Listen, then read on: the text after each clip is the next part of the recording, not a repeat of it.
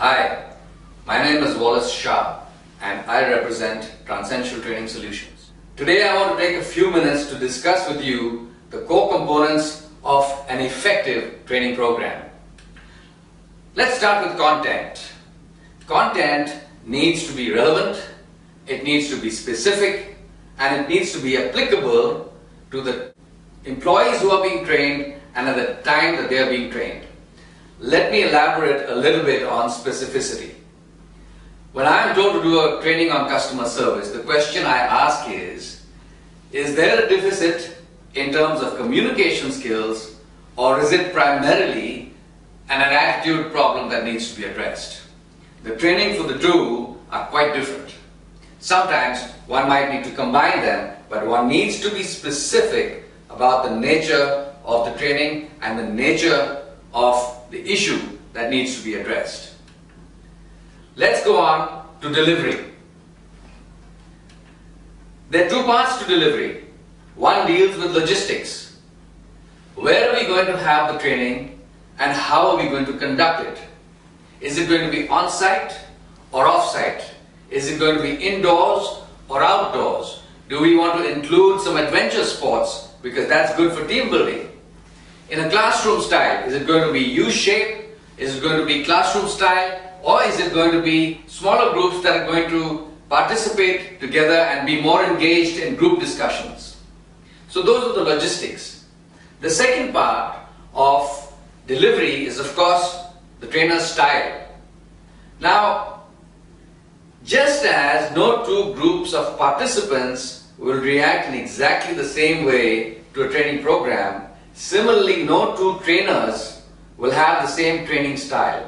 I have seen several trainers in my tenure, and I found some who are very articulate, very forceful, they use a lot of fancy gestures, they are in fact captivating, and they are an absolute pleasure to watch and to behold. However, the question that quite often arises is, are they taking away from the content because of their style?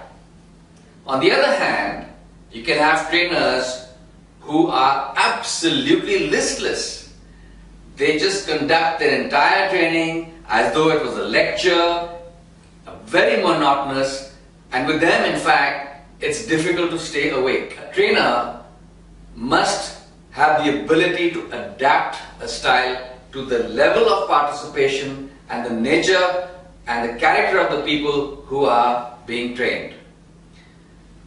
He might need to start as a lecturer, he might need to adopt to some extent a teaching style, but eventually the objective is to get participation, so a trainer must be able to facilitate that participation, bringing out in participants the confidence and engagement. This eventually sets the tone of the training quality and the effectiveness. So whilst trainers might have different styles, that in itself is not relevant.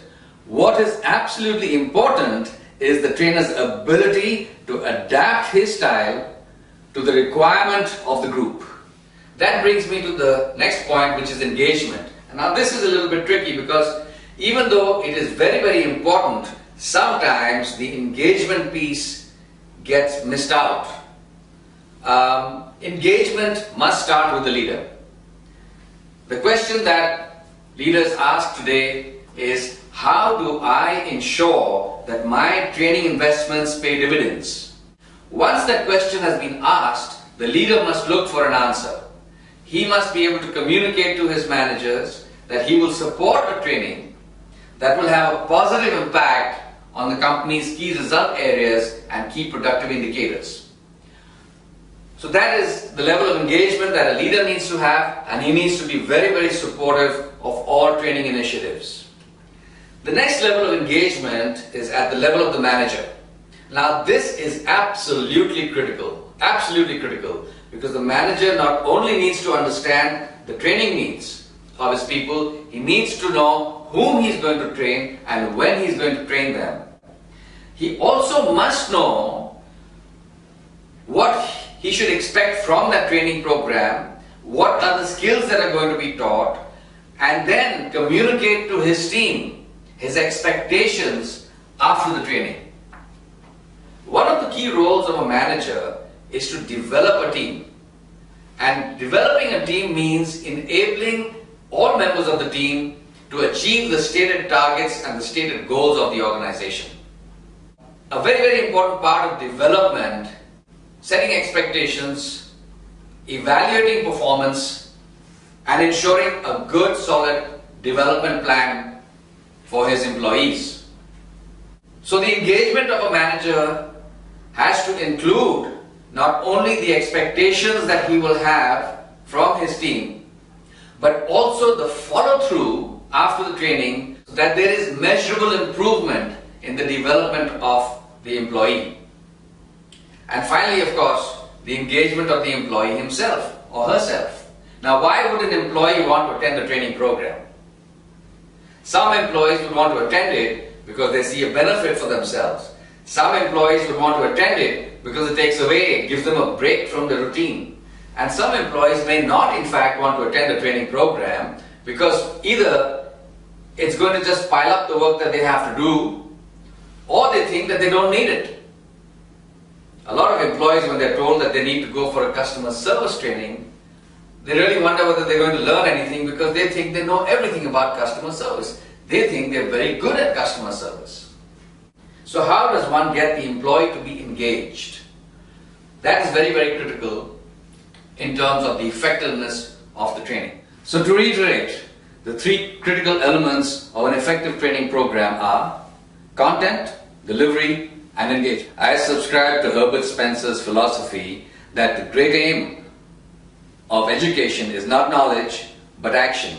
Similarly, the great aim of training is not just knowledge of skills and techniques, but action and achievement. So how do we get this? How do we achieve this in a training program? I want to come to the three types of employees that there are. You will have employees who get things done. There are employees who wait for things to happen. And then there are finally employees who have no clue as to what's happening around them. The aim of a manager is to develop his employees so that they come into the category of those that make things happen. Employees who make things happen typically have a few things in common. One is passion. And what is passion? Passion is the desire to succeed. It is the desire to excel. Most employees who make things happen have a very strong passion. They want to be successful people. The other thing that these people have is discipline. And there are three parts to discipline. One is you must commence what you set out to do. The other is you must have the discipline to continue on that path. And the third, of course, is to conclude what you started to do. We find employees who are either very late starters, they find it difficult to get off the block, or we find them in fact very enthusiastic to get off the block, but they do not have the stamina and consistency to see it through. So, one of the traits of effective employees, employees who make things happen, is discipline. The third is the ability to consistently take good decisions. Now these are employees who are confident of themselves, who have a high self-worth, and who have a desire to achieve. So employees who make things happen, the common elements: passion, discipline, and the ability to make good decisions. The aim of training, as I said, is to get employees to come into the first category, to drive them so that they have a sense of wanting to achieve. I want to come finally to the concept of choice. Each one of us every day, and in fact several times a day, needs to make a choice or comes across a situation that triggers an impulse from us. Sometimes we have an unproductive reaction to an external input or to something that we are faced with.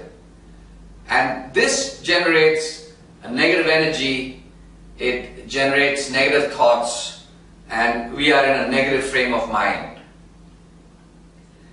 And yet, there are instances where we might actually have a positive response to something that we come across. And a positive response generates positive energy, positive thoughts, and keeps us in a positive frame of mind. Now, interestingly, two people faced with the same situation might have a completely different reaction. One will have a positive response, the other will have an unproductive reaction to exactly the same situation.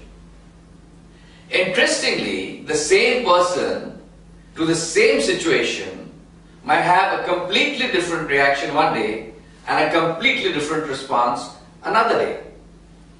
How often have we looked at somebody and said, "Oh, she's not in a good mood," or "He's not in a good mood"? Basically, what it means is that they're not having a positive response. They're having a negative, unproductive reaction to their surroundings. And what's important to note is that, in fact, each one of us, has the choice of where we want to be, in which space do we want to be. Do we want to be negative? Do we want to feel victimized? Do we want to be frustrated and angry? Or do we choose to be positive and energetic? Do we choose to be part of the solution rather than part of the problem?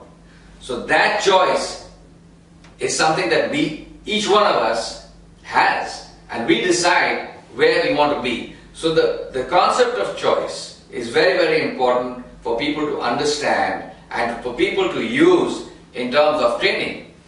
Let me elaborate. You'll have in a group, some people will come into the training with a negative frame of mind and wonder what are they going to learn, is it a waste of time?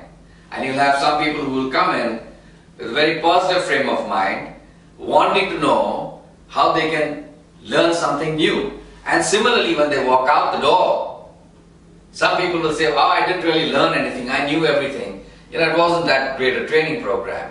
And yet others will say, "Oh, I picked up a few very, very good pointers and I'm going to use those to ensure that I demonstrate better behavior, more productive, more positive behavior." So that concept of choice is what we have to bring out in participants during a training program.